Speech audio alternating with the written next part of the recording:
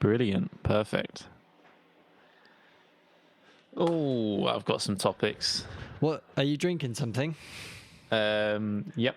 What have you I've got apple juice, not from concentrate. Ah, fair enough. Not farm shop though. Not farm shop. Just fresh. I did something, so I might need you to come out and start my car again, but we'll talk about that after this. So after our viewings, I think we went around the world looking at all these different houses, and then came back, and I think I left the car light on the ceiling because I went to start the car, and I was like, nothing's working, and then I looked up at the ceiling, and I was like, that light's on, and so I went to Sainsbury's, and I was going to drive, but then I didn't drive. And I was going around Sainsbury's, and I walked because obviously the car wasn't working. And I saw some apples, and I thought, I wonder if they've got any jazz apples. And I picked up 4 jazz apples, and I was thinking, well, I can keep 2 and I can drop 2 at yours. I'll do it on the way home. And then I got out of Sainsbury's, and I thought, where's my car? I'll go and drop these 2 apples at Woody's quickly. And then I was like, oh, I don't have my car. So I've just got 2 jazz apples here. So that can be a payment for starting the car if you fancy it. Brum, brum, brum. Wait, so sorry, this is just jazz apples, not jazz apple juice. Not jazz apple juice. I have apple I've got juice jazz as well. apples. That's not the problem. I thought they were like some childhood memory you'd never touched again. No, it's just I'm saying what I was saying is if you can find apple juice that's made from jazz apples, I could imagine that's good. I'm seeking that. I'm still seeking. You should have one of those apples though, if you haven't had one of those jazz apples yet. Oh, I don't know though. Love a good apple, but give them to Miyako then. She'll like them. Yeah, they're for Claudia as well. Yeah. Okay. Who's doing the intro? Just before we start. Okay, fine. I sent the podcast to my mum. And do you know what the first thing she said is? What? She said, I'm glad your name's first. Why is that?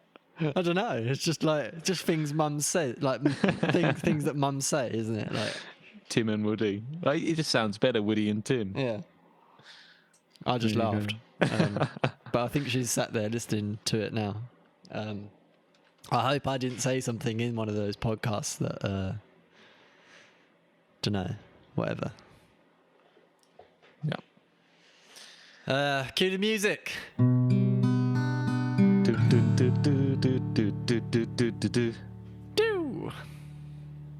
Hello and welcome to episode 5 of the Just Swim cast, the podcast entirely dedicated to the furthering or the development of our species through talk and discussion. My name's Tim. And my name's Woody. Here we are. Episode 5. So, what's going on? Well, it's the 1st of February that we're recording this, which means... New month. The romance month is here. Oh, yeah. Didn't even cross my mind. I'm sure it did. I've got some things lined up for my girlfriend. I'm wondering if start planning. You've managed to get things lined up for your fiancée. Life's a whirlwind, but yeah, the wheels are turning in my mind right now as we speak. Oh, 1st of February. Yeah. Mine's basically sorted. Our date is basically sorted. It's going to be a slightly different date than last year. Was it? Were you together? Yeah, you were, weren't you? We were together last year, yeah. God, had it all. Had Valentine's Day as well. Valentine's Day in a new country. We had an Airbnb to ourselves. How is the countries list for countries you could potentially visit together? Well, it's not getting much better, the travelbans.org, but it's there are some positive things that are happening about COVID that I'm more hopeful now than I was 4 weeks ago. There we go. Which is good. Cases are going down and testing is still going up. I think that's a good sign. The fact that testing is increasing but cases are decreasing, that's a good thing. We've vaccinated almost 10 million people now, first jab, which is good. And they're the NHS are doing an amazing job. They're doing on average about 400,000 people a day vaccinations. Like, that's pretty crazy, isn't it? I love the stats that you bring to the cast, because if people were hoping for that from me, then I'm definitely not bringing them for anything. So I feel like you give it just a sprinkle of validation. So yeah, what you said, things are on the up. Numbers sound good according to Woody. It's all good, guys. Yeah, we're coming out. We're slowly coming out of this, but we shouldn't be too rash. We shouldn't just jump straight back into normal life, because there are still lots of vulnerable people out there that need us to protect them. It's not about if you don't get coronavirus. It's not about if I get coronavirus or not. It's about the people that are vulnerable. We shouldn't be exposing them to many more risks than they should be. This is about being kind to your neighbour. That's what the lockdown has meant for me. And this time, we shouldn't be being upset that we're stuck indoors. We should be grateful that we are saving lives. There we go. So I've been viewing houses. I did want to talk to you about this actually on this podcast, because I've been helping you find some houses, and apart from the dilemma the other day, the situation that I caused the other day, which I apologise to you and Claudia for. You know, on that day when that happened, when you was speaking to me about it, I started to feel like all of a sudden, I thought I was being a very good Samaritan and a good friend by like trying to help you decide which house to buy. But you know what I thought when that situation arose? Should we explain the situation, or will it just upset people? I think I can summarize quickly, but yeah. Essentially we were looking at a house and then still are considering a house, but your feedback on the house was negative, and and you identified that there was a railway behind it, which we didn't realize. Yeah. So we were kind of like at the end of the day of seeing houses that I just crushed all of your... we didn't really want. And then seeing one that we did, being like humding, like, what's wrong with this? It's been on for a while, like, it's a bit cheaper than we thought, like, but then... I pointed out that there was a railway track, but yeah. Anyway, after that, after you and Claudia having that sort of moment, which I again apologise for. I don't think you need to, but yeah. No, I should. I did start to think, like, am I actually doing you two any good? Like, because I feel like I'm just saying no to all the houses, and it's going to start looking like that I don't actually want you to leave Brentwood, when in fact I do want you to get your own house. I just want you to get the right house for you. And that is proving very difficult. Yeah, I mean, it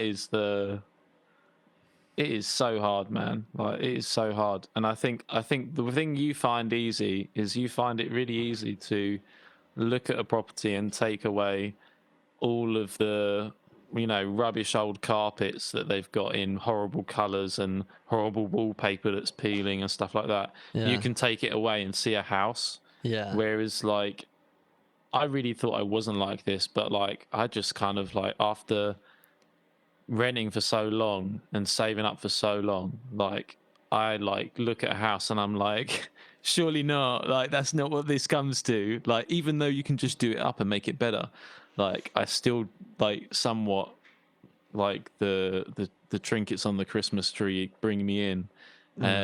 But also like there's also so many factors that come into it, like so many different variables. Like, is it close to this? Does this person have this? Like, what about the kids? What about the garden? Like, Yeah.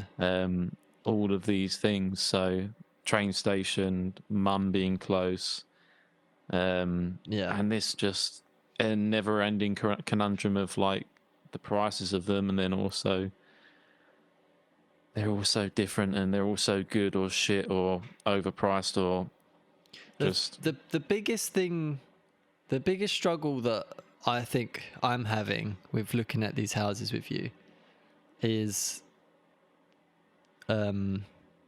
mostly the layout.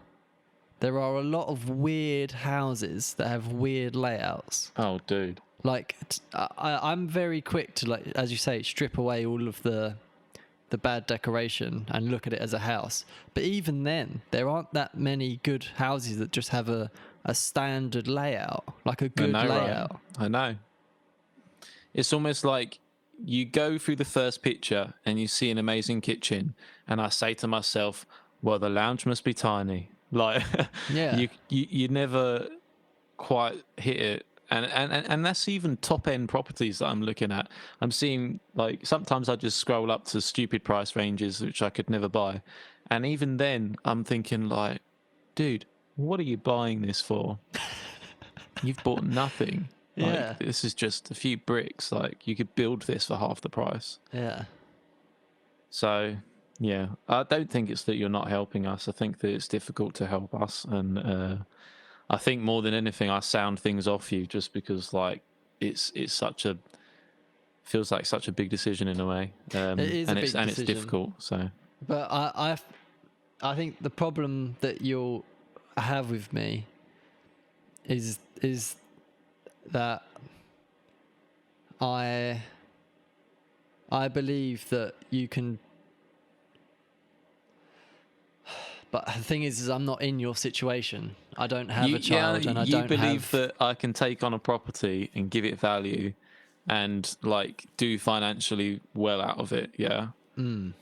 And like, I mean, there's so many times when you say that to me, and I look at these properties and I think, yeah, I could do that, and that could be fun. And then I just think about like, oh, dude, See, this is the thing. I just don't know if it's worth the risk. And then also, What I do don't you know mean if risk? What risk is there? well, like The houses that I point out to you are better, although they don't look as nice, and you probably might not be as happy as you would be in the immediate term that you've bought that house and that, like, the walls are pink. But once, like, in a year's time after living in that, and you've had the second child, and you've got, like, Miyako's at school probably during the day, there'll be opportunities where you can take a week off work because you'll probably be going into work. Baby number 2 is, I don't know, with your mum, or Claudia's at home as well. It's being looked after. Miyako's at school during the day, and you can just paint everywhere. It'll take a day. Just paint it all white or magnolia or something, and immediately you'll feel so much better. The worry that I have, see, the problem I have with buying a house that has a slightly weird layout is I think that'll always be embedded in your head. I think you'll always think like, yeah, no, that's 100% what I've said about the house in question. I have said that, so yeah. that's why we're giving it another week, and we've booked more viewings. And the worry is that Claudia will be the same. She might love the house now, but in a year's time she might go, we can't do anything with this house. Like, it's just such a weird. That might not be the case, but for me, that's a bigger risk. Yeah, I know. Yeah. Right, regretting not buying another house is a bigger risk than just buying a house that you're happy with the layout of, but doesn't look so good. Yeah. Because you can always change the interior. You can't change the layout. Yeah, that's the thing. For me, I just want open space, like, and that it was really difficult to find in some of them that we looked at with their weird layouts. So more viewings, and we'll see where we'll get to. And yeah, we're going to meet more people for viewings, which is weird. Yeah, And that must be quite more agents well trying to sell us been... a house with their old sales tactics, not knowing that I know every sales tactic in the book. Every single one. Like, oh god. Well, you were saying to me that a lot of the times it was the vendor showing you around, the seller. Yeah, most of the time. That must be quite weird. Like, is it a bit? Actually, they've been quite pleasant. Well, of course they have been, but is it still a bit weird? Like, is there still like a bit of a social awkwardness about COVID? Like, you don't want to get too close, and if you get a bit close, like in the doorway, you sort of like move back a little bit or something. Not massively. I guess, yeah. It's just automatic, isn't it? Like, even if you went for a viewing on someone's house, I don't think you'd stand next to the person anyway. So, but you wouldn't. Like, they walked up the stairs in front of us, and we followed behind them. We didn't like wait till they got to the top or anything. Oh, okay. Like, I don't know. That's just interesting. It's just interesting that it's like that. Yeah, one of them said we had to wear gloves, and I literally all I had was Claudia's like cream mittens. So I was like sort of gesturing with my hands whilst talking to the agent, and every so often I'd just see my cream mittens. And I was like, this guy's just thinking mittens, mittens. Just, oh, dearie me, it wasn't good. But yeah, I don't know. Hopefully we can find something good. We need to keep pushing, and we need to move soon because baby on the way. How many weeks, Claudia? No, how many weeks until? No, she's not going to know that. How far through is she? That's what we need to know. It's been like a month. 28 weeks. It's been 28 weeks. No, 28 weeks. No, it hasn't been 28 weeks. It's 28 weeks until the baby comes. Ding, ding, ding. What's that in months? I don't know. Women know these things, don't they? 28 divided by 4? 4.2, I think it is. It's actually 4.3. I used to do it in real estate. Because you have to do someone's rent by doing that. Well, it's funny because Dad always uses 4.2 and he's a financial officer. Well, then it's probably 4.2 because your dad's cleverer than I am. I've just been charging people more rent. Up goes the commission. 4.2, 24, 6, 7. 7. So, Wall Street bets. Wall Street bets. It's been going crazy. Now, what I have seen, apparently, I was on the Wall Street bets subreddit, I think this morning. Right, it's hilarious. I went through it last night as well, and some of the memes are absolutely hilarious that they've got on there. There's one that's have you seen what was the Avengers where they went back in time? What, the one where they seek after those stones that big guy puts on him? No, it's the aftermath of that. Infinity or whatever, isn't it? Could be.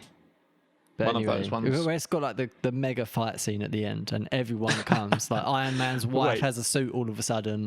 Did you just say the superhero movie where there's a big fight scene at the end and everyone comes? Oh yeah. I mean that happens everywhere, I suppose. That one, yeah. Okay, but anyway, fine. there was a meme about this, and it was for Wall Street bets, and it was just funny. It was just. But anyway, as I was going through it, I saw this one.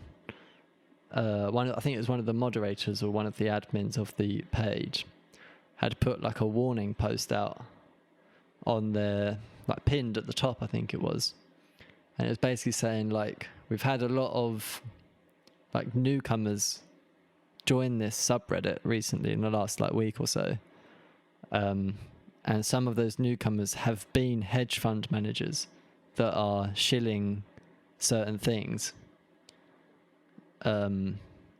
So the admin or mod was basically saying to the community, like, if you're an original Wall Street Bets person that's been here for a long time, you're probably a moderator, you're probably an admin.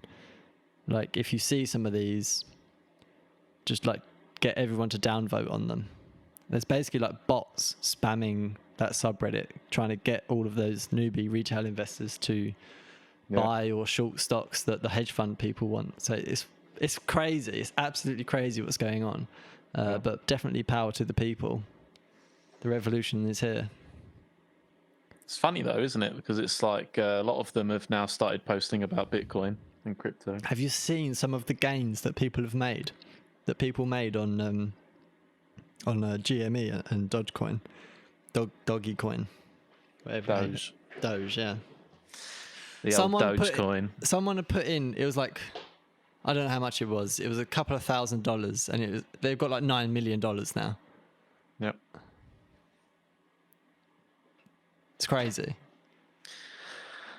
Well, it's the whole thing though, isn't it? Like, I don't mean to, like, everyone's obviously heard this narrative, but it is like, it has to be said, this is exactly what they do on a big scale, but this time a little group of people do it, and somehow, that's a problem? Yeah. Well, this is it. Like, I saw this on there. I said this to my dad. Me and my dad were talking about it the other day, and I said, and Dad said that he can't believe that, it's happening, and that the institutions have allowed it to happen. Yeah. And I said, well, all we're doing is playing their game. And he said, yeah, but it doesn't work like that, Woody. I said, what? Do you need a license to play their game? And he was like, yeah, like, you need their consent. He said he wouldn't be surprised if they try and somehow sue everyone on that subreddit or whatever for, don't know, pumping and dumping or whatever. But it'd be interesting to see what happens in the coming days with like the SEC, see what they say. Yeah, that's kind of like, it's like the unwritten law between government and money and then society, and no one's ever really massively touched it. So, well, I guess no, that's not true. There's definitely been things like this before, but it's interesting when SEC comes in, because it's almost like they think that they have to speak about this, which really I don't think it's much of a big thing. This happens all of the time. This literally happens all of the time. There are so many pump and dump groups that... There are, but this has reached new levels, I think. And I think the participation has. I don't think the percentage of gains has. People have made loads of money doing this. Yeah, it's purely the participation. Yeah. Yeah. But what would be interesting... I still remember Wolong back in the day on Binance. Yeah. Calling out waves. Waves. Yeah. Oh, jeez. Refreshing your phone every second. Yeah. Anyway, carry on. Don't make it sound like we actually caught one, because we didn't. No. So I think the SEC might be in a bit of a difficult position here, because like the government, like, what's the government's stance on this, especially with like Biden at the moment? He just got into power. Imagine what would happen if the SEC like condemned this from the retail market. Like, there would be an uproar. People would go crazy. Like, the whole US citizens would like pitchfork and torches. Well, the thing is that even if they did condemn it, you could just set up another group, and just start abusing it further. It might even incentivize it. You know what I mean? Yeah, but what I would love is for the SEC to turn to hedge fund managers and say, well, like, they haven't done anything illegal. Like, and just be on the retail, like, just be not the SEC just not playing a hand in what's happened and just letting it be. That would be like the ideal world. And then it would just, like, that's it. Hedge fund managers would just die. in the long run, I mean, I know a lot of positions will have got liquidated, but I almost like doubt that it's even a big deal for them, because they can probably just add to their short, and eventually everyone's going to take this profit, and GME will be back down at $50 by this time next year. Like, Yeah, no, for sure, it will normalize. But so it's it's almost like the idea of we had our fun in the sun and we're not even allowed that. I don't know. You could be right, It's still going to get buried by their richness. Like, maybe, but I think this is like the first raindrop before the storm. I think like this is just like when a whale just test the waters to see what they can do. Once retail investors get a hold of like, shit, we can actually do something here, which they have done in the last week. I think, like, think about how many potential retail investors there are compared to hedge funds there are. There are way more.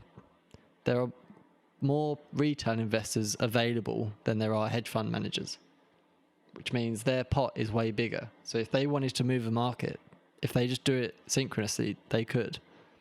And I think that's the threat. The fact that this was possible is the threat. Like, don't fuck with us. Don't pretend that like everything's okay in the world, because we will just fuck you up. it is interesting the ease of access to markets, though, for the average Joe like me or you. It's got so much better. What does that mean? Does that mean a stock is, if something's more accessible, is it less valuable? I don't know. It's weird. Like, You're right. I don't know. It could be. Because is this what we're seeing now? The idea that, because before it was obviously a lot more difficult. I don't know. I wonder where it all ends. It's all gonna crash At some point. But then, anyway, so there's a good video that I need to send you, which I might link to in the description of the YouTube video that we make of this podcast. I haven't watched it yet, but I saw snippets of it on YouTube. And we talked about it. Well, you said something in the previous podcast about being unable to change the world that we live in, because of people's objections to it. And most of the time, I think those objections to like mine and your ideas about how to change the world are usually because, oh, well, you can't do this because of capitalism. Like, basically, that's what it boils down to. You can't do this because of some theory in capitalism, some economics rule in capitalism. That's basically what people's objections are. So my dad was watching this video by a guy called Yanis Varoufakis. He's a Greek academic professor who he was an economics student and is now kind of an economics / philosophy, sociology professor. And he was basically giving solid ideas of how to have a world without capitalism, but basically not having any of those objections in place. So it's quite interesting. I'll try and link to it if I can. There is what I'm saying is there is a potential of a world, and Yanis Varoufakis talks about it. Sounds good. Let's go there. Yeah, I still have hopes.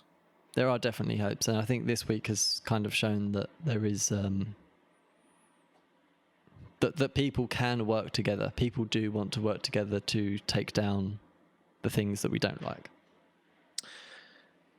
It's weird where the movement went in my life, though, in the sense of hope for change, because especially recently, through the old Jeremy Corbyn ordeal, like, there was actually a time where I really thought he was going to become prime minister, just for a little bit. The thing is the Conservatives played the Jewish card on him. They played the anti-Semitism card on him, which is what the Republicans. They played every single card on him everywhere. Yeah, absolutely. Like, and it kills me that it works. Yeah, it does. Yeah. Like, we should, like, I think, I'd love to say there'll come a time where we'll just see through it. They won't. Yeah. As my dad. Because where does it go now? That's what I was saying about my movement. We've got Keir Starmer, and does he represent that whole movement? Do you remember like Hyde Park and V Festival? Yeah, it's a load of young people, but everyone all like singing his name and stuff like that. Like, yeah, something going on. Like, and I know it's only in like maybe small pockets, but especially up north as well. Like, there was a lot of a movement for his campaign. Yeah. And then where does it go? You can't. It doesn't go anywhere. And especially they're going to all get battered because most of them didn't want Brexit. Most of them didn't want Boris Johnson. And most of them didn't want coronavirus to come their way. Exactly. And now they're fucked. What's going on now? Every day you got Boris on the news. Graham Hancock is not going to save us. Keir Starmer saying the obvious. Matt Hancock. Sorry, Graham Hancock might save us, but no, Graham Hancock's just a puppet. He's just a show. No, that's Matt Hancock. Graham Hancock's the guy who does all the awesome stuff about geology and stuff like that. And I don't know. God, I hope we get through it. And there's another thing that I found, which just to lighten the mood, is called the Great Reset. Have you seen the Great Reset? Well, that's what I was going to say a minute ago. I don't know if this is going to be the same thing, but it sounds very similar. Essentially, you have to tear everything down and rebuild. Well, yeah, but there's a thing that the World Economic Forum is running, which is called the Great Reset, at the moment. Which is like, you'll own nothing, you'll be happy, like organs will be 3D printed, meat eating will go down, and it's basically the idea of like over the next few years, I can't remember the date, let me look up the date.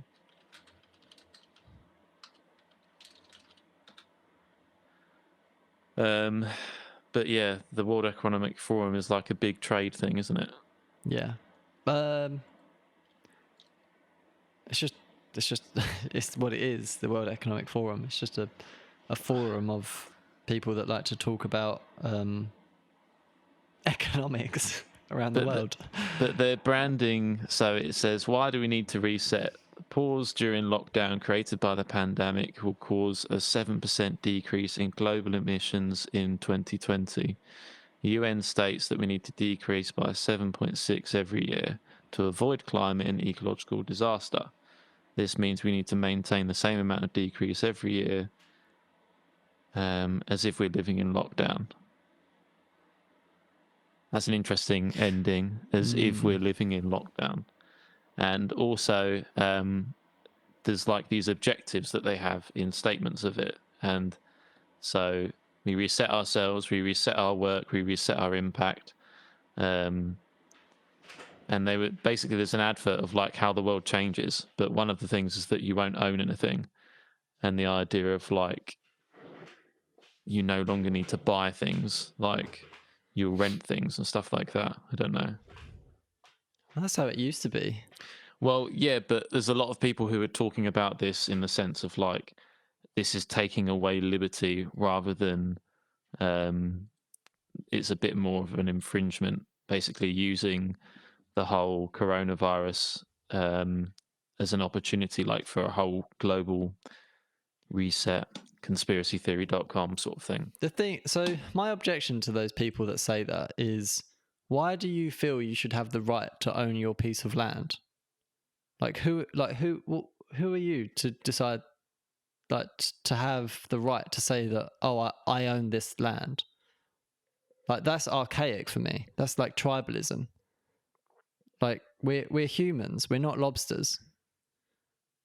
I think it's okay for humans to own a piece of land. It's not our world to own. I think it's difficult for.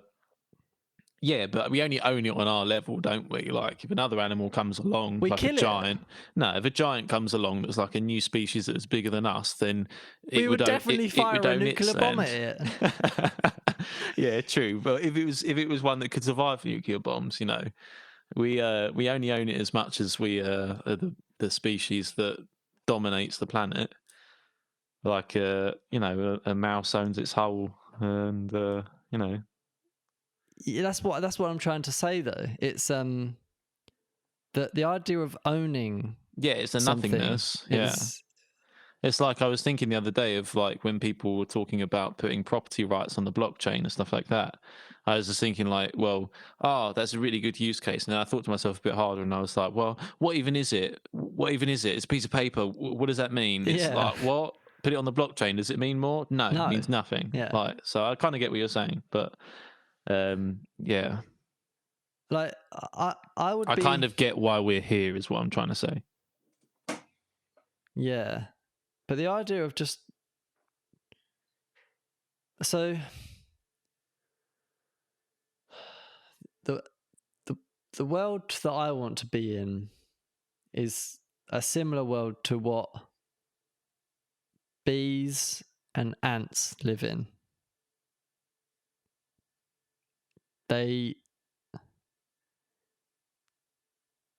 And not that they're not questioning, because that people will say that's people's objection is they go, oh, well, they don't question anything. I still want to keep the questioning and the critical thinking in the world, but what I want to get away from is the idea that everyone's trying to better themselves, not the population. Like ants, they don't go, oh fuck, why am I doing this job? They go, oh, I'm doing this job. And that's it. That's all they think about.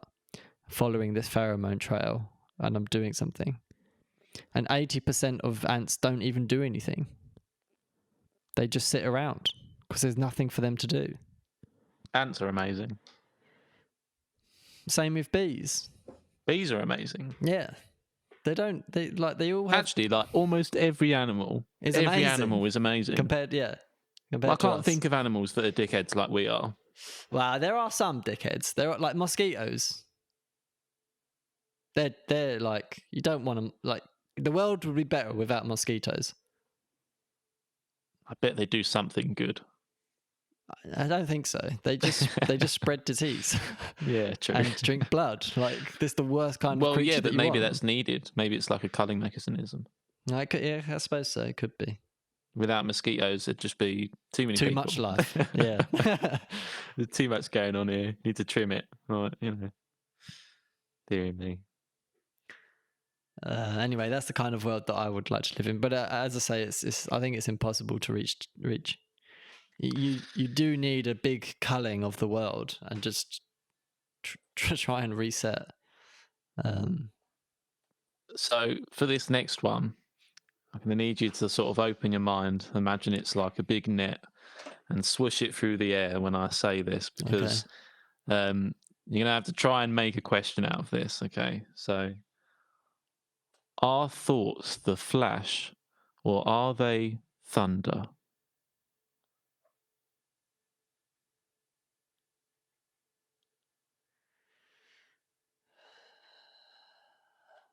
I can repeat you if you need. Yeah, if you can. Are thoughts the flash, or are they thunder?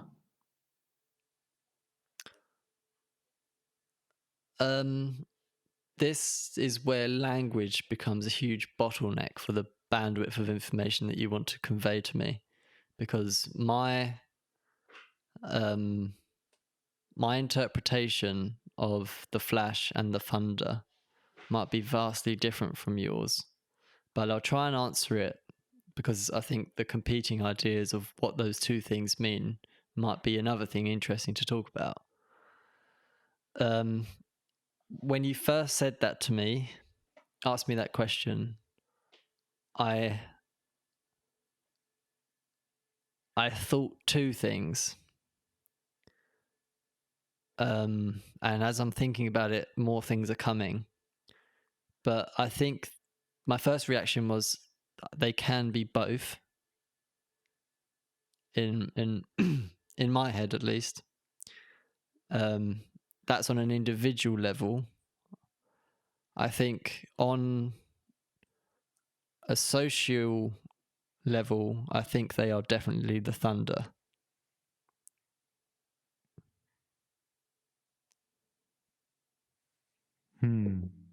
That's a really nice answer. Just the first part to say both. I think I kind of agree with that. What's your interpretation of the Flash and the thunder then? Well, I don't really know. What? It's You asked the question. Well, it was this amazing thought that I had. So sometimes before I go to sleep, I like just go down this rabbit hole. It's like a lot of time in life, I'll think about things and I don't always like follow it through in my head to the nth degree because I'm just like, you're just doing stuff. It's impossible to do that all the time. But before bed's one of the times where I'll be listening to stuff and I'll be listening to stuff and it makes me think about stuff, like, and then I don't actually listen to what I'm listening to. So I can be half an hour into a podcast and I'll think, what have I even been talking about? It's been playing the whole time, but I've just been in my head, like just listening to my own like thoughts and discussion or whatever. Yeah. And I was thinking about, anyway, in World War II, I think it is, there's a couple of things I've watched about it, like Band of Brothers. And if they saw someone that was like, if they heard a noise nearby, they'd say flash. And the other one would say thunder as a response. So that they knew that they're on the same team and they don't kill each other. Yeah. Right. And then I was lying there thinking about how it comes before. So what comes first? You'd see the lightning before you hear it, wouldn't you? Absolutely. Light travels faster than sound. Yeah. And then I was thinking about how I By was about thinking about 100,000 times. No, 1,000 times faster, I think. Then I started thinking, well, know. when I see something, am I seeing it in the same time that I'm thinking it? So, Wait. Repeat that? so when I see the thunder, am I thinking thunder within a What's the delay from me seeing thunder to thinking I'm seeing thunder to actually seeing it, the picture, interpreting the picture, and then also my head saying that's thunder? What, There's do a you little want an delay. actual number? Well, there's a delay, isn't there? Yeah. You see thunder, and then your brain shows you thunder. There's a delay between that probably, and then also Then when you hear it. say in your head, or when your head says to yourself, "Oh, thunder," do you know what I mean? Like there's a little, not a big delay. I'm not saying like 10 seconds later I'm like, "Oh, thunder." It's tripping me out. But there are all these different levels to it, and then I thought how it was a weird convenience that the words flash and thunder seemed to be a nice poetic explanation of our thoughts flash or are they thunder. So, Interesting. but it's more of a question of like when you're thinking about things, like are they the afterthought? That's kind of what I think. So my interpretation was that the flash is the seed of an idea. And that seed could probably be anything. It could be a visual stimulus, it could be an audible stimulus, it could be your own thought. But the exploration of that idea is the thunder. Yep.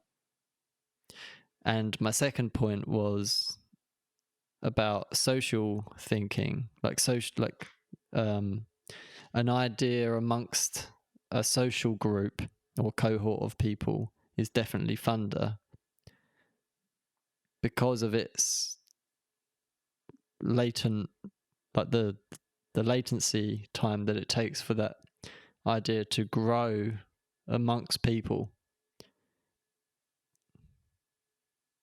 and undulate around people, which is that's kind of thunderous, isn't it?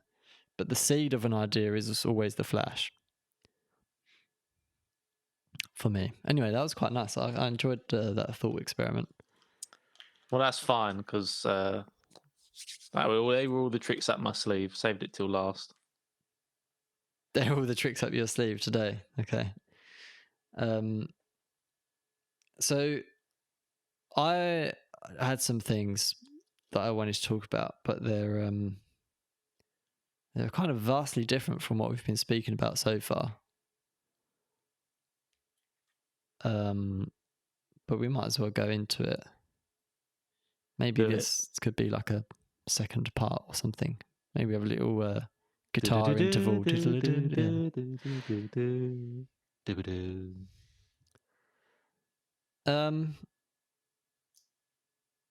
So it's the romantic month of February, and it's Is it a month now? Is it a month? Have they taken a month? No, I'm just saying it's like the romantic month. Like Valentine's Day is the month of like it's in this month. So Well, yeah, it's in this year as well. oh yeah, whatever. It's a romantic year of 2020, guys. 2021. Oh, jeez. And me and Liza were talking about it today. About she asked a good question about what do guys want on Valentine's Day, and I said, well, I guess like we're in a heterosexual relationship. She's a girl, I'm a boy. So it might be different for other relationships. But I think my answer was, well, I guess that's my question to you before I say my thing. What would make you happy? And I think our answers are going to be quite similar. If Claudia's there, you might not want to answer it, but if she isn't there, then you might be okay to answer it. So what would you like on Valentine's Day? What's the thing that makes you what's going to make you the happiest on Valentine's Day?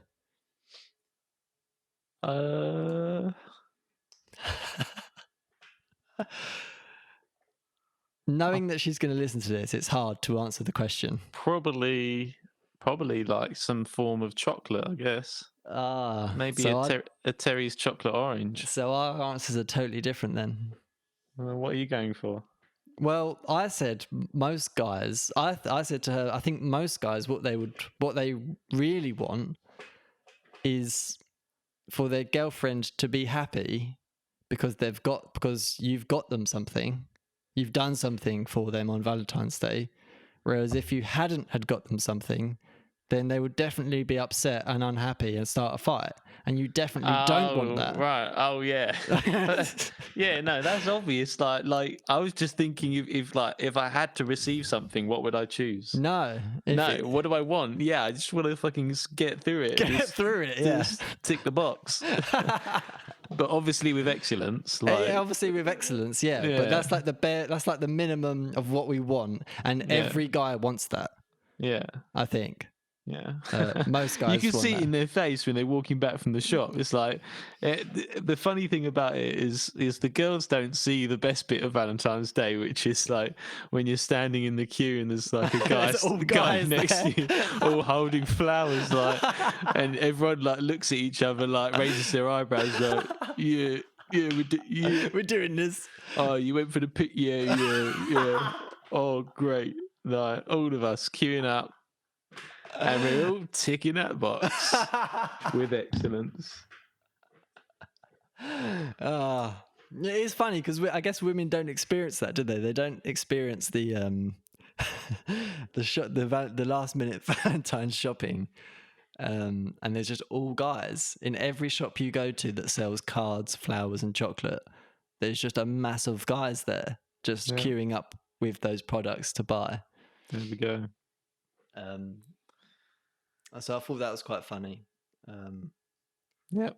I guess we'll report back, won't we, when we get midway through the month? Yeah. And I think it's going to be it might be a bit difficult. I mean, it's going to be difficult for me and Liza. It's not going to be difficult. We've kind of planned out what we want to do. So we've got a good idea of what we want to do on Valentine's Day. But I guess there are probably a lot of people in the same situation as us, whether they are in the same country and they're in lockdown. Am I allowed to ask what you are doing? You can wait it until another time. Yeah, I guess I can. I guess I can talk about it. No. Wait, save it to after. No, she knows. Oh, okay. All right. Yeah. Okay. I didn't know. She just doesn't know the extra bits. I just won't talk about that bit. Okay. So the COVID long distance Valentine's Day plans. So to set the scene, I'm in the UK and she's in the Philippines, which means there's an 8-hour time difference. So that's difficult at first because we've got to try and find a time that suits both of us. So she's been trying to push it later and later because she feels bad for me that I'm gonna have to start because we're gonna have a drink, have some wine, have some cheese, and there's the game that we're gonna play as well. So she's trying to say push it later and later, but I don't want it to be later and later because then she'll have to sleep. She does stay up late anyway, and she stays up quite late until 4 a.m. or 5 a.m. in the morning. But I don't necessarily want that. I want to maximize the time that she's awake and alert, so that we can enjoy the time together. So we've agreed on the time of 1 p.m. my time, which is 9 o'clock in the evening her time. That's when we'll probably be talking throughout the day anyway, but that's when the main event kicks in. There you go. That's when it's we'll probably have an hour, or depending on how long she needs, maybe a bit more or a bit less, to get ready. So we might try and make an effort to wear something nice. She'll probably do her makeup. I will, I don't know, brush my hair. What do guys do? Guys, they just put some clothes on. Yeah, I stopped doing stuff. Not to the point where I wouldn't take care of myself, but I don't wear hair gel anymore. I did yesterday for the viewings actually. That was weird. I hadn't done it in ages. I've got quite long hair at the moment, so there's not much I can do with it really. I've got a few Alice bands, sports Alice bands. Yeah. So I'll chuck my nicest one of those What on. is the hair? Is you ever going to cut it? What's the situation? No, there needs to be one. Well, we've kind of got an agreement, me and Liza, that because she wants to get her hair cut and I want to get my hair cut. You go get your hair cut together. We're going to go get our hair cut together and we're going to decide what we're going to do. She's going to decide what to do with my hair and I'm going to decide what to do with her hair. In Asia, well, I don't know if I always just assume that it's the same everywhere in Asia, so you have to forgive me. That's not probably a bad thing, but my experience in Indonesia, I just attribute everywhere. So I should say in Indonesia, not in Asia. But in Indonesia, the hairdressing there is just amazing. We went there. Did you get a nice massage on your head and neck afterwards as well? Yeah, and it's amazing, isn't it? Dude, they did this conditioning thing. So conditioner, so I only learned in the latter years of my life that conditioner is you should probably, and shampoo, you should leave it on your hair for a while for it to have an effect. Yeah. So I just used to kind of just use it. Okay, great, done. Now obviously I sit there and do it in a bit, but in Indonesia they had this. They'd massage a mask into your thing, and then you sit there with it on for ages, and then you take it off, and I for 5 days I'd just sit there sometimes just stroking my hair, just what did they do? This magical hair. So, but the whole time as well, it's just like a really nice experience. It's good fun. Same with everything in Indonesia. There was never a moment that wasn't just, I don't know, it was always good fun. Yeah, the people are. It's the people that do it, man. We've said this before, but it's just the people they're just so much happier. There's more of a like joy of sharing their culture sort of thing. I Yeah. feel like people, like if you go to get food or something, or if like they want to represent their country well in a way, or they Yeah. want you to experience it in a good way. They're intrigued by your just existence for that moment. That Like, it's might quite just be nice. because we're European or like, relatively we have. Well, I mean, we have money. So I think that they would. Like, I don't want to sound like an arsehole there, but Yeah, white people I do think generally have more money. a funny thing is being quite tall. I did enjoy it, I have to say. So they will look at you like everyone, just like, It's not. They're not whoa. all massively small, but they are smaller. On I the think. average, they are smaller than us. I think Yeah. So I you found do. that it's very easy to. Well, that's one thing that I quite enjoyed about it in the Philippines. The problem is Liza's the same sort of height as everyone else, so I could see over everyone, but it was still quite difficult to see her because it's just a. You could put a level on everybody's head and it'll be completely flat. Except for mine, where it was like a little Poking outcrop. out over the Like, top. yeah. Yeah. That's how we do. But it is nice. There was I don't know if you're the same with Claudia. Probably not now because of COVID. You don't go shopping together. But when we was in Dubai, we would go to a big supermarket, and I'm not a big fan of supermarkets. You could probably tell from the anxiety that I have from a couple of episodes ago. I just want to get in and get out, like a lot of people, I think. Just to say, Asian supermarkets are awesome. I never want to leave them. So I don't know how, because you had a Carrefour, was it in? Yeah. Yeah, which I think is quite similar. So I don't know how you wanted to leave because I just love them. It's amazing. It is amazing. It's just But yeah, it's the people I get. It's the amount of people that's in there. yeah. So Keep often going. it's the case that if you see me in the supermarket, I'll probably be walking around with a frown on my face. Like I kind of have this like frown. But anyway, we were in there, and I don't know if you do this with Claudia, but I walked around the corner. I think I lost her at some point. And you know that thing that you do where you walk down like, if you was a kid and you lost your mum in the supermarket, You go down the side bit. you'd walk down you walk down the sides and you would look down every aisle. Yeah. You're like beaking your head forward on every single one. Yeah. So I was doing that and I was walking down. I think Liza was quite lucky in Dubai because a lot of the workers in the Carrefour were Filipinos. So if she wanted to find where something was, she would just ask someone, and they'd be like so happy that there's a Filipino talking to them that they would just go, yeah, like follow me. Like, I'd rather talk to you, a customer, a fellow Filipino kabayan, than do my job at the moment. So she used to go talk to these people to find out where things were. Chocolate mainly. Where's the chocolate? Anyway,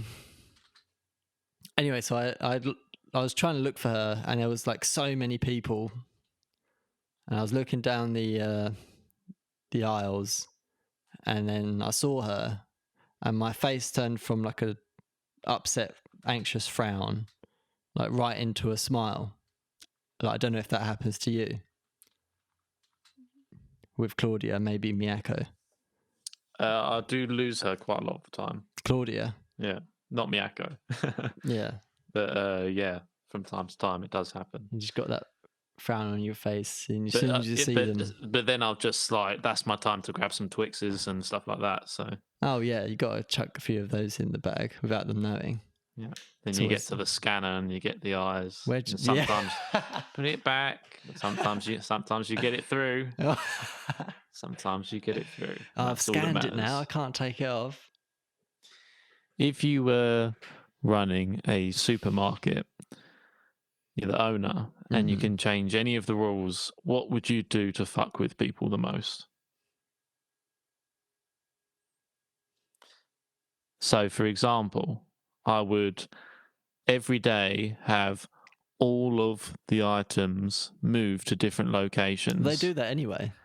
They do that, yeah, which is a frustration. But normally it's like they'll move the eggs and baking to somewhere different, not the whole place. Whereas I want to plan a grid where we can rotate things in an order where people will just never know, but to the point where they enjoy finding items.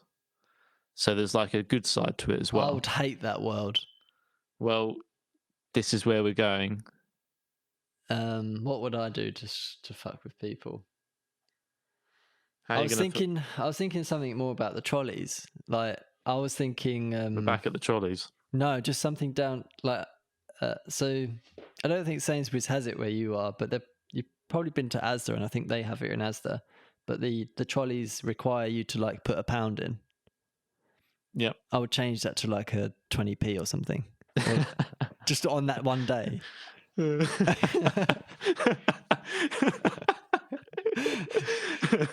You get to the shop, there's a big sign, it's like today, and it's like a tombola wheel. It's 5p. Yeah. Oh yeah, there we go. Because a lot of people, I've got one as well when I go shopping because they have them at Tesco. It's a fake pound. It's like a piece of metal that's the same shape as a pound, and it goes in the thing, so you don't actually have to put £1 in. So, and I think maybe like some other people in the world probably have that as well. And I don't know about you, but I don't carry change with me. I don't have change anywhere. I just have my card and this little coin. So it'd be amazing to just like watch people arrive having their little nifty coins that they think are amazing. Oh yeah, I don't need to put £1 in. I just got this little coin. And then realize that it's 20p, and they're like, "Well, fuck! Like, I can't do my shopping." That would really piss me off. I like the rotation idea.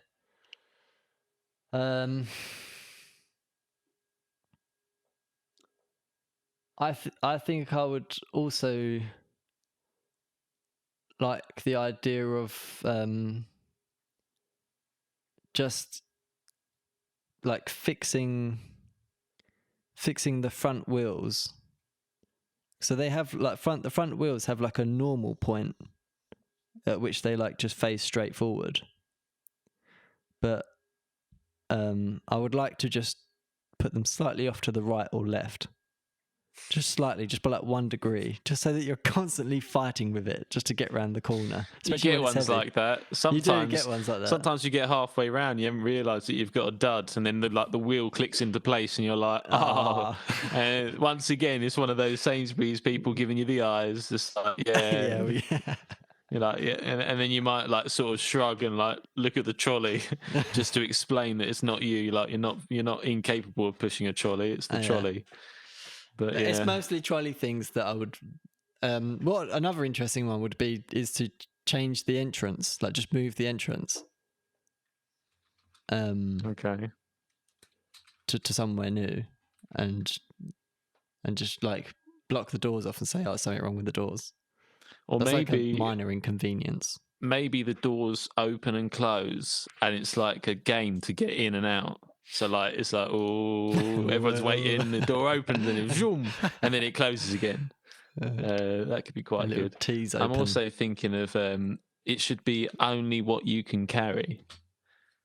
No trolleys. Yeah, only what you can carry. So on the way out, like you just have these amazing people just juggling things, trying to get them out. And then obviously like I guess an old person just like, I don't know, with the newspaper. It's not going to work. There are some good ideas that I've had about how to improve how one. to improve supermarkets. See that you're all about. See, I went straight for fucking with people. Yeah, I like the idea of because as I said, I kind of Save hate the shopping centres. world. um, I I'm a huge fan of taking a digital shopping list with me. Um, do you take a shopping list with you, Yeah, either on paper or on my phone. or Claudia message you like the list of things? Yeah. Yeah. So me and Dad use Google Keep, Yeah.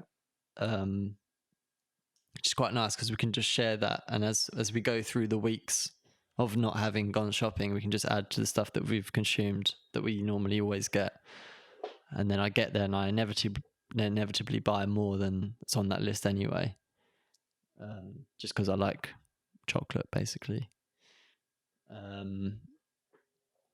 But what I thought is like, why don't these like? But I think people are pretty loyal about where they shop at. I think. So why isn't it that they don't have their own shopping lists like in their app? Like download the Tesco app. I've got all my club card points on there. And it also knows what I've purchased, so it should show me like what I normally buy and like defaultly add it to my shopping list. And then as I'm walking around, my phone is like beaconed to by all of the aisles. Like as you enter an aisle, and the phone is like on the trolley, like on one of those mounts on the trolley, and it says, down this aisle is all of these items. They're on your list. So that you can literally just zoom around the place. The thing is I don't think they would want to do that because then you're not shopping for things that you didn't want. And that's where they make their money, I think. Well, it depends of the logistics of it. If they were to switch into a Netflix business model, so imagine you paid £100 for your package every month, and Yeah. that would mean that you could pledge to have X amount of different meat items and this, that, and the other, and they might do some changes or whatever. If they could manage to do packages that people wanted, then and they could run that in a cheaper way than having people come to their stores, just having warehouses, Yeah. especially after coronavirus. That's true. Because I guess some people are thinking like, well, I guess we don't want this to happen again. How can we be more like Amazon? And that's definitely the way. I bet it was less of a discussion before this happened. Well, But I would disagree. Like, I think the best model for selling food and produce is the model that we had before supermarkets, which was markets. yeah, Or just small shops. Like you had a greengrocer, you had a butcher, you had a fishmonger, you had a baker's, and you had I don't like the whatever. idea of getting food from a singular entity that's controlled at a point. Like, so for a market, you just go to the market, and all those people are specialists in like their section, Yeah. and they're doing their own thing to achieve the best product they can. And I guess you see the same thing in Sainsbury's, except for like there's this barrier of what's allowed to be in Sainsbury's. I guess there might be a barrier of what's allowed to be in the market, but like I doubt it's as high, if you know what I mean. I just think Yeah. it's more like of a free food market, which is probably for the better. Sorry, I'm not understanding. Are you vouching for markets or are you vouching? Markets over supermarkets. Right, yeah. And what's your thoughts on like greengrocers, like shops, like small, like Oliver's Butchers, like down the road from me? I still like that. I think that's fine. That's good. It's a good thing actually, because people should get to choose if they want to feel like they've had a premium product, or to know more about the product, or to be a bit closer to the community within their purchase. I don't know. See, that's the problem. That's the paradigm shift that's happened in our culture. In that these small shops are now deemed as like premium. Like you only go there if you've like upper middle class. I only go to I go to my local butcher. I, don't go to the supermarket for my meat, whatever. Hmm. But it's not like that. I think more people should go to these small shops so that they don't have to have such high prices. And you're definitely getting a better product by going to your butcher than you are going to a supermarket and getting your meat. Yeah, I think there are things that I'm less worried about spending money on now. I think, like, Food as should I've be one just of grown them. up, Like, we shouldn't be yeah, looking for bargains for food, right? yeah, I stopped doing that like as soon as I was out of uni, pretty much. As soon as I got a job that was worth like, But that's the not culture that the stressing about. supermarkets have instilled in us. There's like always buy one get one free, or the yellow sticker, or whatever it is. Yeah, That's what they want you to have, that idea that you're winning something by going to a supermarket. When you're not, you're just sacrificing quality for the price you pay, which I don't think is a good model. It's not. It's a good model for them. It's not a good social model. so I'm wondering, there's this feeling that I get when I go shopping, okay, and I've had it for a long, long time, and I'm wondering if this is a feeling that other people have, which is where I walk down an aisle, say it's the cereal or the biscuits or any aisle, okay, I'm Yeah, walking yeah. down the aisle, and the question comes into my head of, now I have to decide which one I want. Which one do I want? And I look at them and I'm just like, fuck, like they could all taste exactly the same right now because there is no independent choice that's coming to me. Like I've just seen this too many times. I've made too many choices of cereal. Like I can't try something new. I've had them all. Like I feel sometimes the same with movies, I guess, as well. Like I could, if Blockbuster was still around, I could go into Blockbuster to go and rent a movie, and I'd be uh, but I don't know. I just feel Yeah. like I'm dried up a bit on choice, and I wonder if people go shopping and they sometimes have that same thing, or if they're just like, time to get my cornflakes. I get cornflakes every time. Makes me happy. I love cornflakes. Let's go. I'm like that. Yeah, so I always want the feeling of something new. Like I want to try something, but then like it's just like I look at it and I'm like, and then another thing that winds me up is it's like all these different flavors, but then you look in the top right and they're all made by the same person. Like, Kellogg's or yeah, Nestle. this kind of stems from me wanting to ask you about how do you choose chocolate, like, and especially in lockdown, how do you choose chocolate? Do you always get the same one? Um, Because I keep varying and I'm getting mixed results. no, I know what I like. I've I'm actually got I'm some. I'm that Claudia, do you want some person. of this chocolate? Ah, see, look, I've done this. Go on then. There you go. You've just sacrificed it. Yeah, just by bringing it up, I've lost it because Yeah. I remember I said a few episodes ago, like if it's not gone in 3 days, then I try and start eating it, and then Yeah. The thing is Claudia wants you but to eat it with her. she's laughing now. Woody says that you want me to eat it with you. Do you want to come here and have some chocolate? There's 2 squares, but they're big, big, big squares. Oh, really? What's the outcome? I've got some chocolate. You don't have to give it to her. No, she's having half. Okay. So I've got some Lindt Excellence Extra Creamy Milk Extra Fine Chocolate. £1.50 for 100 grams. Cool, that's expensive. I mean, Hit it me. is. All right, tastes great though, mate. I bet it does. Yeah. Oh yeah. I know what I like with chocolate.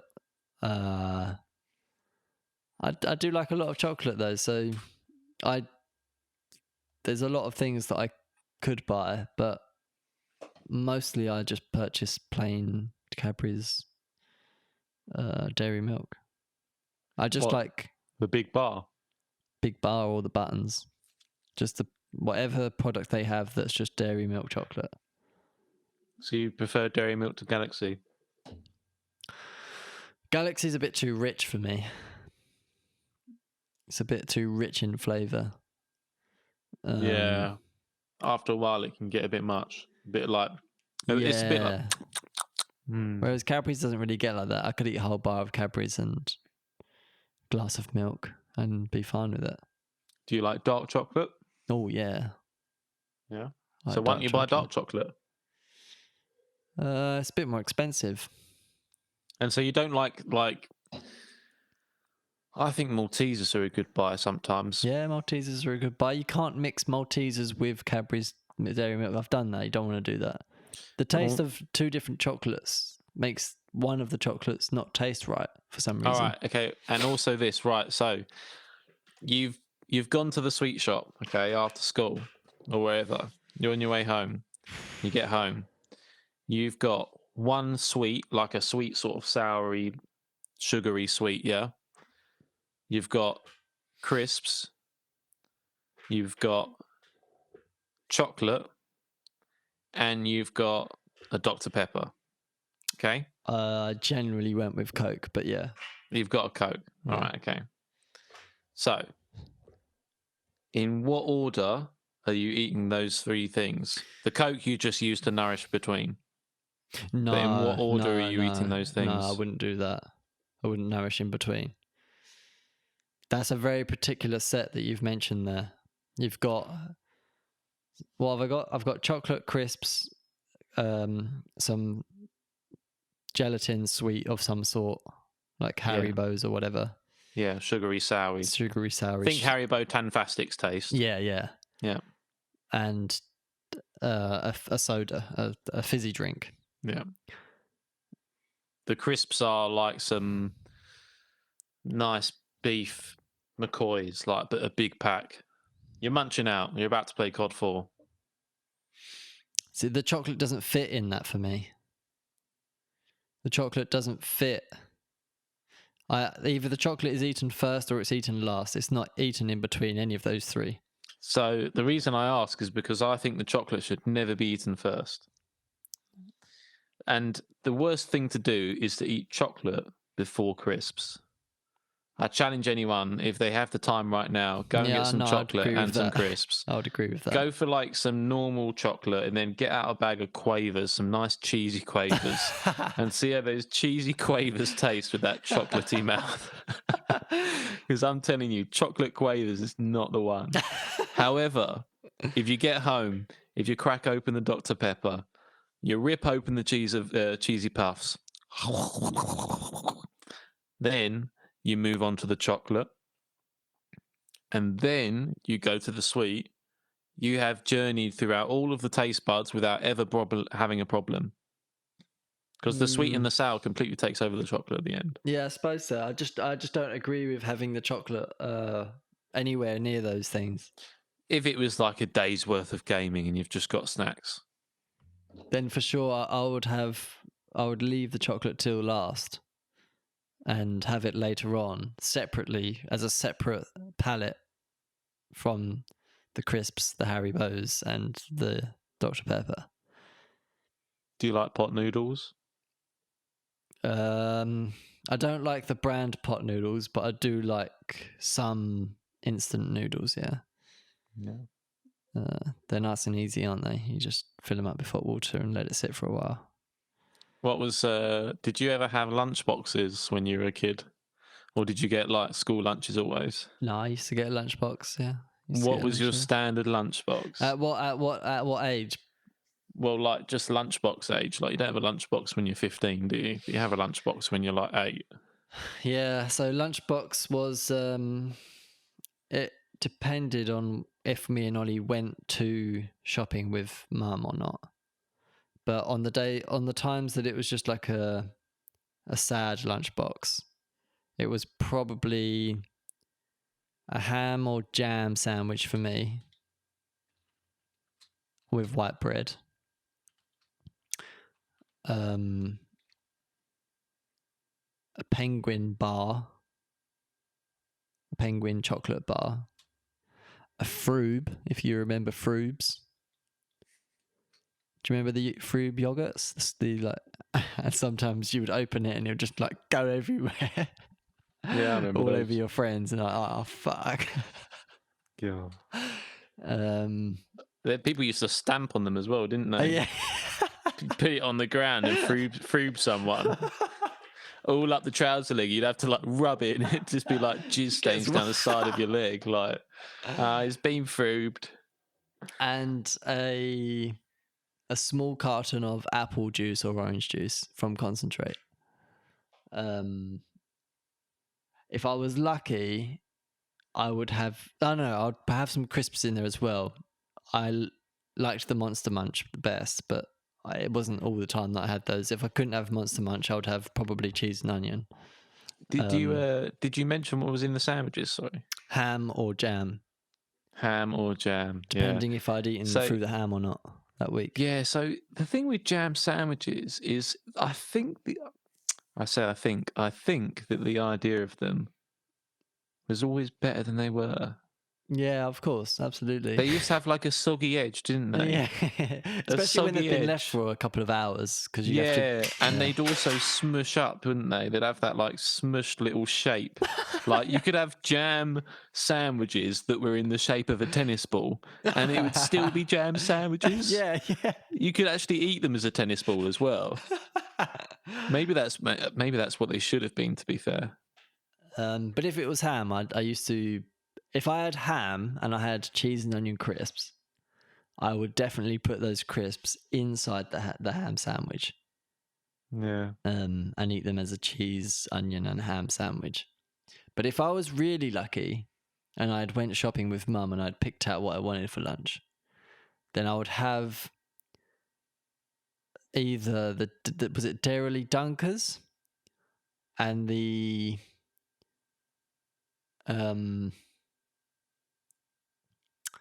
what were they? It was like the only way I can think of it is, you know, Scooby Doo, where Scooby and Shaggy go and make one of their Scooby snacks, and it's like they like always stack up things. They stack like things up on each other. Yeah. It was like that, and it was like basically like mini cheddars. It's like a mini cheddar crisp, but it wasn't really cheddar. It was just like a Dairy Lunchables. Yeah, that was it. Dairy Lunchables. Yeah. Dairy Lunchables. Come on, you can't be describing Dairy Lunchables to me. Of course I know them. I used to get, even when I was at uni, they used to be like £1.50 on the way home, and I'd be stacking up on my Dr. Pepper, on my crisps, on my sweets, and my chocolate. And sometimes I'd chuck in a Dairy Lunchables. Because it was great. You could, I'll tell you what's good with them actually, is the ham and the cheese one. Not that it is ham, but the sort of pink jelly called ham, and then the rubbery yellow thing called cheese. Having that with a sweet chili sensation in between. Now that is a new level. So, and what this all boils down to is the all-important question of, if you had to defend yourself against 3 grown men or 20 angry 6-year-olds, which would you choose? Say that again. 3 grown men or 20 angry 6-year-olds? 20 angry 6-year-olds. You take 20 angry 6-year-olds. They've just encircled you. Like, they're all around you. The thing is there's all it with 26-year-olds, you only need to scare maybe 2 of them, and the rest of them flee. They're like a pack. Whereas 3 grown men, like if you manage to get one of them down, that's not going to stop them. And a 6-year-old, you can just like pick up by their jaw. Like you can't really do that with a grown man. This stems out of the idea of me thinking, did you do, because your brother did some Karate Kid jiu-jitsu training. Karate, yeah. Have you done the same? I did do the same. I stopped the day that Ollie got his black belt. He's completed it. No, it wasn't that. It wasn't that at all. So Ollie was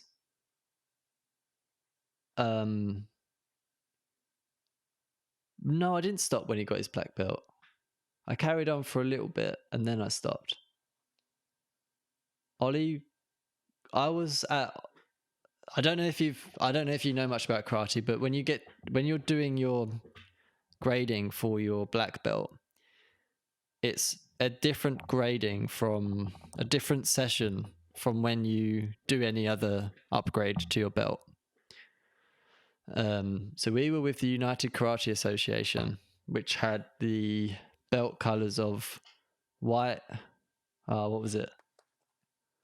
White, red. Was it white, yellow? Was yellow even involved?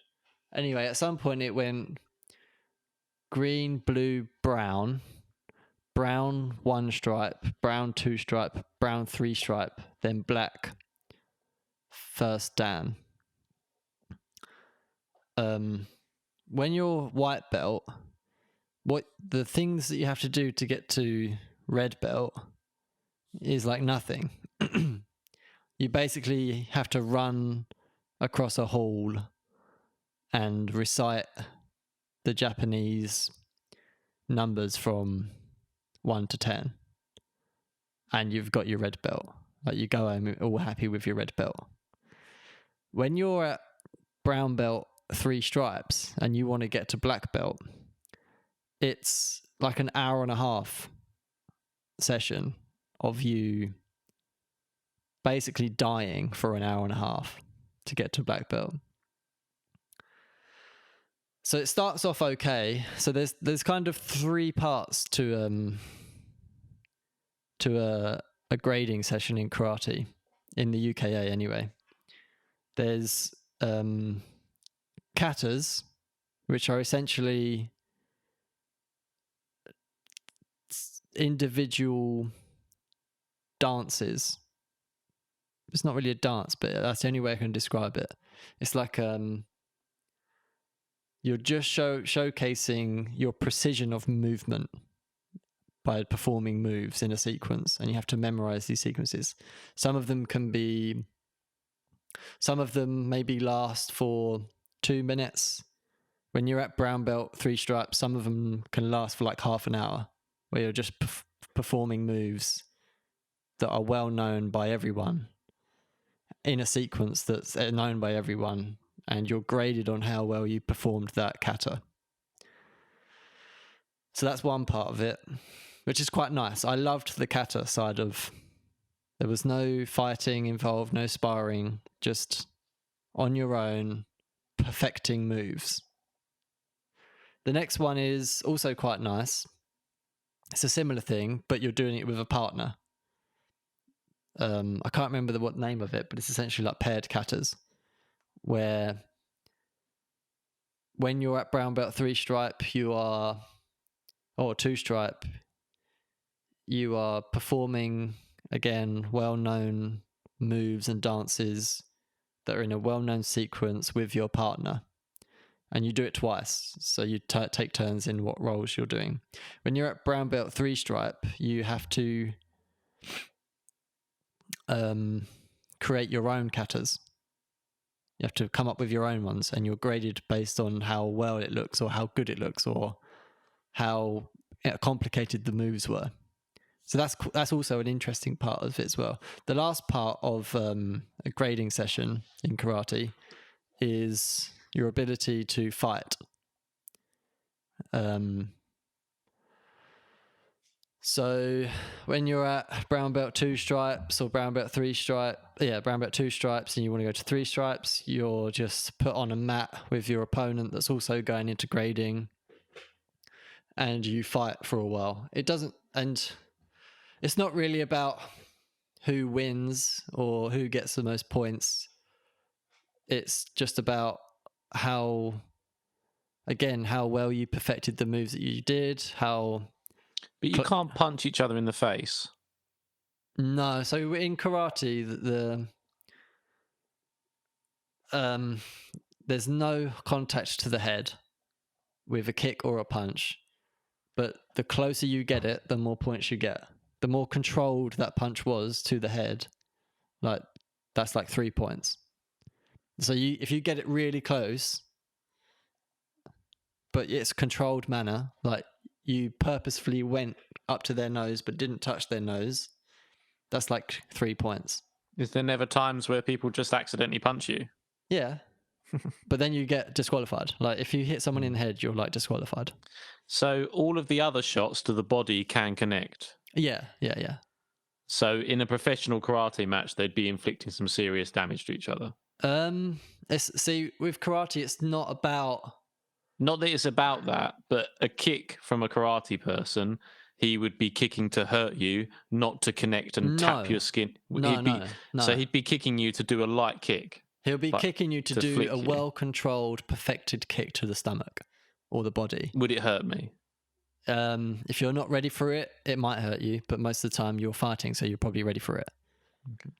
I think it would hurt. No, it doesn't. It's like rugby. Like, people think rugby hurts. It doesn't hurt because you've got so much adrenaline and people. There are known ways to tackle somebody in rugby that means it doesn't hurt the person. So that's the last part of it. And again, it's not about getting the most points or whatever in order to grade. It's about how well you put up, like how well you got through the fight, how controlled your moves were, and how good you looked, basically. That's basically what it's like. That's a grading session. And that's, for the most part, from white belt up to brown belt 3 stripes. When you're at brown belt 3 stripes and you go into black belt, the kata and the paired kata are the same. They're a bit longer. Some of them might be half an hour long katas or an hour long katas. So you have to remember a lot more. The fighting for first dan black belt is 30 minutes of full contact fighting with other black belts. And they can tap in and tap out, and you can't.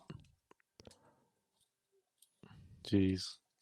And I was there when my brother was doing his black belt. And my brother was only small at the time. And it was scary to watch. It was basically, it scared the life out of me. There was 15 black belts there.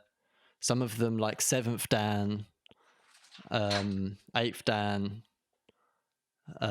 big guys that just, some of them weren't, some of them were just black belts that have got their 2nd Dan, and they're like slightly smaller. They want to give the guy a break, so they just sort of have a play around with them, let them catch their breath. But some of them just go full, they just go in, like they just pick you up and throw you on the ground and just keep doing it over and over again. And you're doing that for half an hour, and just every minute they're just rotating and you're not. So I walked out and I was like, Mum, I'm not doing my black belt. I'm not going through in that. Like, I hate fighting, and that looks awful. So I stopped at brown belt 3 stripe. Brown's a nice colour for you. Anyway, that's I did do karate. I didn't get my black belt, and I wouldn't want to get my black belt.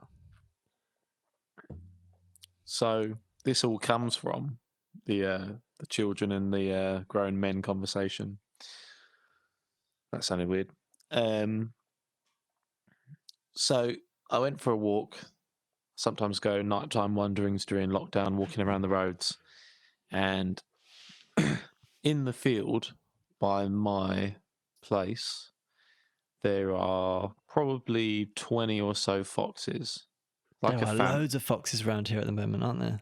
It's like a family of them, basically. Yeah. And it's because there's a group of bins up there, so they love it. So every time I go past them, I look at them, and they all look. You can see their eyes like glinting over the field, like just standing still. They all stop and look at you at once. You just see those eyes glistening. Yeah. And I just wonder, like, why don't they just think, like, dude, we can fuck this guy? Like, how many foxes is the thing, isn't it? How many foxes can you defend yourself from? Well, again, they're pack animals, so you only need to like fend yourself against the alpha, and then they'll all go running. It's just annoying that as you're fighting the alpha, a few of them are nipping at your heels and at your butt. But at the same time, like, foxes, they're probably more scared of you, even in a pack, than you're scared of it. I don't know, man. They're not gonna... Badgers, I'm scared of badgers. Badgers don't give a fuck. I feel like a badger. Oh, you know that alleyway? Down the side of my house? No, a worse alleyway. The worst alleyway that there ever is. Yeah. So you know my old house in St Andrew's Place? Oh You know, yeah. the bridge over the tracks. Yeah. Dude, that alleyway. Like, I used to ride my bike down that alleyway like so much. yeah, it's a brilliant alleyway. I used to love it. I loved having it by my house. It was kind of cool to walk across and stuff. But at night, oh my God. So to explain this alleyway to people who don't know, so an alleyway, and also people who don't know, that might be an English term, alleyway. So it's like a pathway through residential areas, only this one goes over a train tracks. So it's got a bridge. And as you walk down the alleyway, it's like a zigzag, and then it hits the bridge, and then there's another zigzag on the other side, and there's bushes on either side. And whenever you get down onto the bridge, it like vibrates under your foot, like doof, doof, doof, and you can't see the side because there's these metal sheets with graffiti all over them on the side of you. Yeah. And there's even bars over your head looming down. And the sky is bright above you, and then at the side of the train tracks running parallel to that, there's a row of trees. So you've got these trees looming over you, and then the sky beaming down through the middle. Oh, the amount of times I used to imagine like a Dementor from Harry Potter coming down there or something. Like, honestly, as soon as you get down the middle, I felt that as well. what would happen is I'd walk through the first half of the alleyway like, yeah, it's all good, it's all good, it's all fine. Like one headphone in with music, the other like listening out for the person who's going to sneak up and kill me. And I'd be all fine, and then I'd suddenly like get like just over the halfway point on the bridge, and I'd just like have an itch on my back, and also be like, fuck this. And I'd just like start running, and then as you start running, you get more scared, and you get more scared, and you get more scared, and then your heart's beating, and then you get to the top of the alleyway. But yeah, so on that alleyway, I once went halfway down, and something started fucking running at me. Oh, Jesus. And it was low, and it had scuttling. And it was, it must have been a badger. That's the only thing it could have been. Yeah, badgers are scary, So man. I ran up the other way. But imagine being one-on-one with a badger in that alleyway at the middle of night. Because he can see me. I couldn't even see it. It's just this shuffling shape. I didn't know what it was. It was only after that I thought to myself, yeah, badger. It must have been, though. Scribbly, scrabbly, like little claws going on the floor. I don't know if we're the only country to have badgers. Rip my eyes out. Like, I think they're kind of a unique thing to the United Kingdom. Do you know what's weird? Is I'm going to look at a badger now online, because I couldn't even tell you what a badger looks like. When you say badger to me and I just see a cartoon picture, like, I kind of know what they're like, but because you never see them, look at this. It's like a little skunk thing. It's almost like a little mini koala bear skunk. I mean, they're quite cute. Oh, wow, look at his face. Nah, they're fucking scary, mate. Get a pet badger. Wow. Nah, these badgers look cute. Right, okay, let me type in scary badger. These aren't street badgers. Oh, humding. Oh, you don't want a pet badger. Have fun with that. Type in scary badger if you're listening. Obviously, don't click off the cast, but if you do have the time, type in scary badger. One of them looks like a bat. I don't know what search engine you're on. DuckDuckGo, thanks to you, mate. God, awful. Look at that one there. Look, biting on that person's leg. Yeah, it's not fun. Like, no, I don't want that. And they're big as well. They're people think that they're small, but they're not.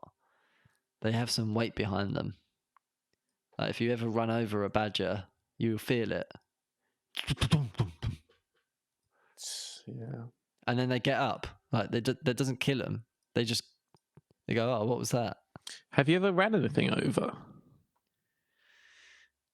I think I have, yeah.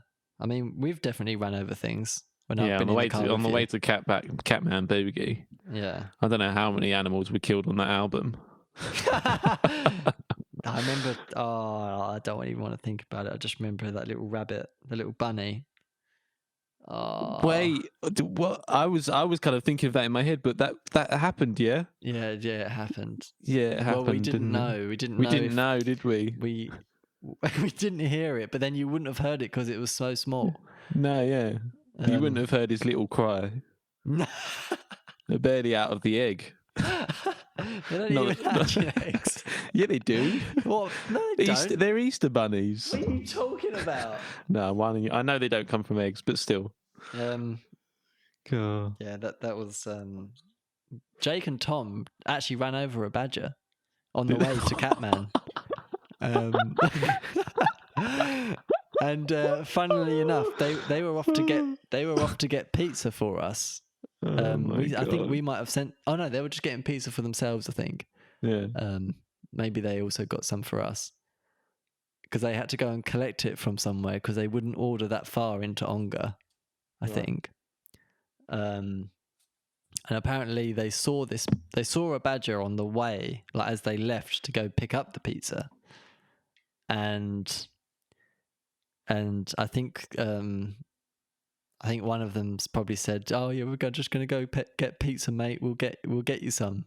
To like saying this to the badger, and then they got the pizza, they picked it up, and they were driving back, and then they ran over a badger, and they heard it like,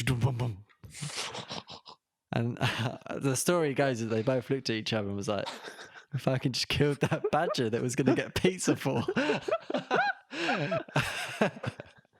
And they looked. Apparently, they looked behind. They might have stopped and got out. I don't know, but they couldn't see it after they run it over. They couldn't see it, so I think it survived, and it just like walked off.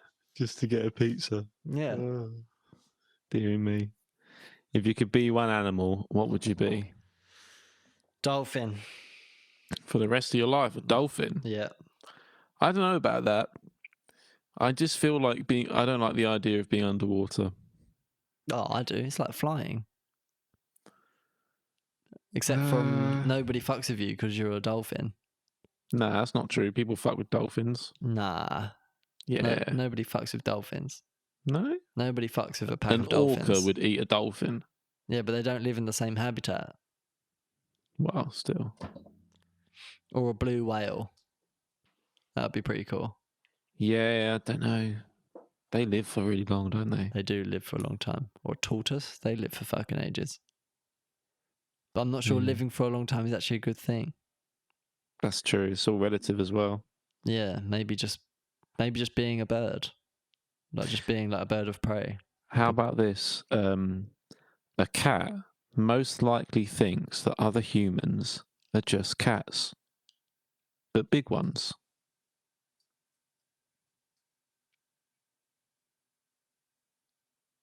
What? That's what I don't know. I was reading it the other day. Why would they think humans are cats? Well, they don't think you're humans. They just think you're big cats.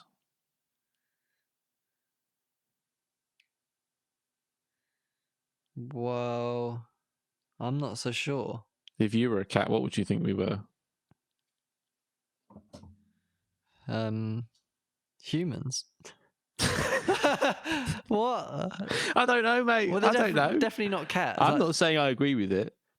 The thing is like animals. I did say it like I agreed with it, though. Now I hear myself back. Yeah, animals understand threat, which means, and threat comes from other animals or their own species. So they understand that there are things other than themselves in the world.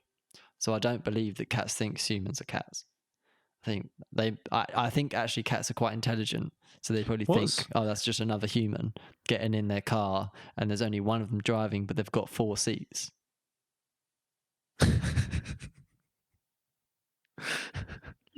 What's more intelligent, a cat or a dog? Cat for sure. Yeah. Yeah. I like to think they're so lazy. I like to think of cats as like adults and dogs as like children. Yeah. Yeah. Cats sort of have. That's so true. See the way Miyako runs around, like. Yeah.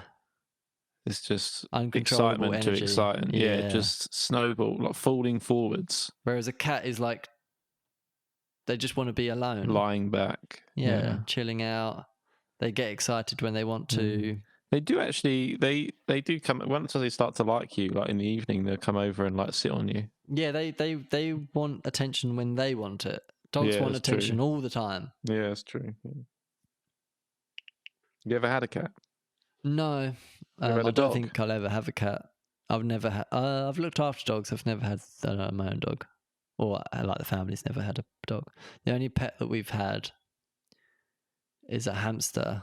We had 3 hamsters. They were Chinese dwarf hamsters. Funnily, I think we called one of them Jackie Chan. I don't even think he's Chinese. Can that be in the title, Jackie Chan the hamster? Yeah. Anyway, they died. Not because of old age. They died because they were cold. We It's went on quite hard to look after them, I think, isn't it? Yeah, they're Don't they quite. like eat themselves or each other? They can be a bit aggressive. Yeah. They're not I even that remember at fun a as friend's pets house either. just putting my finger in the cage, like trying to make it Oh go yeah, along, you'll get and bitten. it just Well, my how finger would you just had like it if blood you coming out of it. sat in a cage all the time and some big oaf stuck their finger Well, in? it's like a little kid, like, God. He was like, "What's this big hamster doing?" Or was he? No, he wasn't. He was like, "What the fuck's this guy doing rattling in my cage?" Yeah. God. And a tortoise that also died. That was recent, wasn't it? It was a couple of years ago, I think, 2016, 2017. How did you know? Like, what? It just gone missing. It'd gone missing for a while. Dad, he basically ripped up the entire garden looking for him. And then a few weeks later, Dad was walking around in the down the garden and saw the tortoise floating in the pond. Oh. Yeah. Well, that's weird though, because he would have seen him sooner floating in the pond, so he must have been about. Maybe he went to like hibernate for a bit, and then one day was like, then that's why you didn't see him for a while, and then he was like, "No, this is it." Could have been. But Dad literally ripped up the entire garden. He purchased one of those multi-garden tools that's got like a chainsaw on the end. It runs off of petrol, and he literally took it to everything and just destroyed the entire garden. And he couldn't find any little burrows that he had gone under. So I think he just fell in the pond. The thing is he always knew where the pond was, because sometimes he would like walk close to it and his like right foot would slip in and he'd like back up a little bit. So he knew where it was. I think what might have happened was the pond grew over with like duckweed, so it looked like grass. Yeah. And so he just attempted to walk on it and just like fell in and like GG. So can they not do that? They can't swim though. Tortoises can't swim. I thought they'd like have a chance. I thought they'd like just float. Well, I thought they would as well, because it's like quite a large cavity in Then their maybe just because inside. they float, it doesn't mean they can keep their head up. I don't know. Well, yeah, their head would definitely be under. Oh. He was a big old. He'd been living a while, wouldn't he? I think he was What was his name? Tommy. Well, we called him Tommy. I remember because he always used to come over and hump your shoe. Yeah, yeah. You wouldn't be sitting there in the garden if he Well, wasn't he was humping in your prime shoe. mating. He was in prime heat. He was. Really? He was like 80 years old. Wow, 80. That is incredible. Something like that. He was older than my nan was. How long do they live? Like, Is that like at the end? Is that the normal age to die? no, they live for ages. Tortoises. That's amazing. Tortoises, like I think, yeah, you might be right. Maybe he's 90 years old. He's like maybe 90, 100. Might have converted me. That might be a good one for Miyako. But my nan had that tortoise. My nan got that tortoise when she was a child. How much is a tortoise? 400 quid? I don't know. I think I remember. I think when it died, I remember actually Googling this when Toby died. Toby the tortoise. I had a cat called Heifetz. I don't think cats are as good as dogs. I think they have their different benefits. You were going to get a dog at one point, weren't you? I really wanted to. I thing is, it's not responsible of me. But then again, it's not really responsible for me to not have a dog, because there are arseholes in this world that do have dogs that don't deserve them. Yeah. And I could have that dog, and although I might not be able to be the best owner of the dog, I'll be definitely better than them. What would it be if you could get one? What breed? Yeah. I wouldn't have a breed. It would be just Dog. dog, yeah. Whatever dog exists, just a dog. Yeah. Because the thing is dogs that have been bred to be a specific breed generally have their unique health problems because of it's basically incest, basically. Yeah, but you can get like ones that are like part husky, and you can pretty much be like, oh, that's a husky. But why would I want that? Why would I want to say, oh, my dog's a husky? Like, everyone No, you don't have to says say it's a husky, but I'm just saying you might have the general idea of what sort of a dog. Like, oh, I want a huge dog. Oh, I want a little one like I want a an ample nipper. medium-sized dog with medium long hair. Medium long hair. Oh, jeez, medium length hair. Wow, God, that's quite picky. What It's about the long? That's just a standard dog. What about the long-haired dogs and the short-haired dogs? I don't want a long-haired dog because they molt. They're just going to be left there.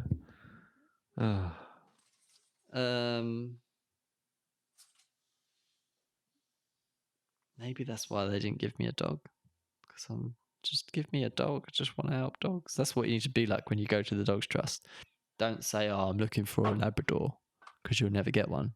Because they didn't give you one. No. Well, you actually went for one. Oh, I registered with them. And what did they say? We'll contact you if we find something. Oh, that was it. It's basically they give. It's like a job.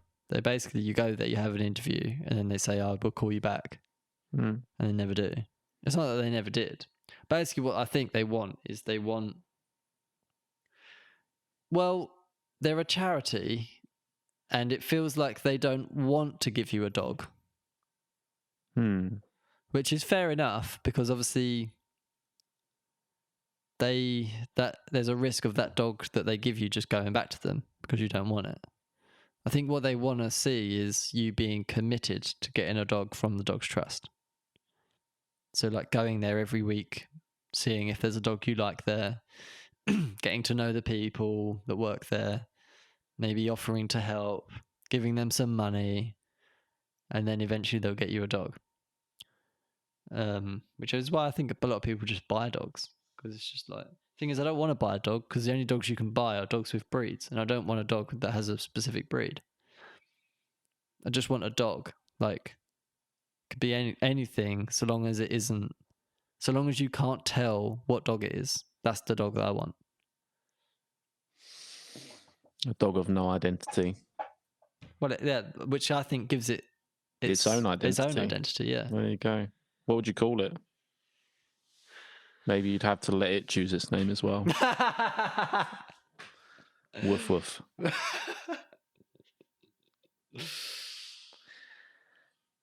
And with that, we come to the end of the 5th Just Swim podcast. Thank you all for your dedicated hard work in growing the social channels. Subscribers, we are around where we were last time. Views, we're probably a bit less than we were last time. And it's all really sort of teetering out. So I think, Woody, we need to make a Discord. We can make a Discord. I've got a... I think we should make a Discord and focus all of our attention to that, apart from the YouTube, obviously, and the other channels. But I mean, in terms of social media, do that. And then the first person who says something in the Discord, we'll always remember that, won't we? Yeah. And then we can have people talking, and then it's going to be great. Just be a small little thing. Yeah. We need to find people, yeah. They'll arrive.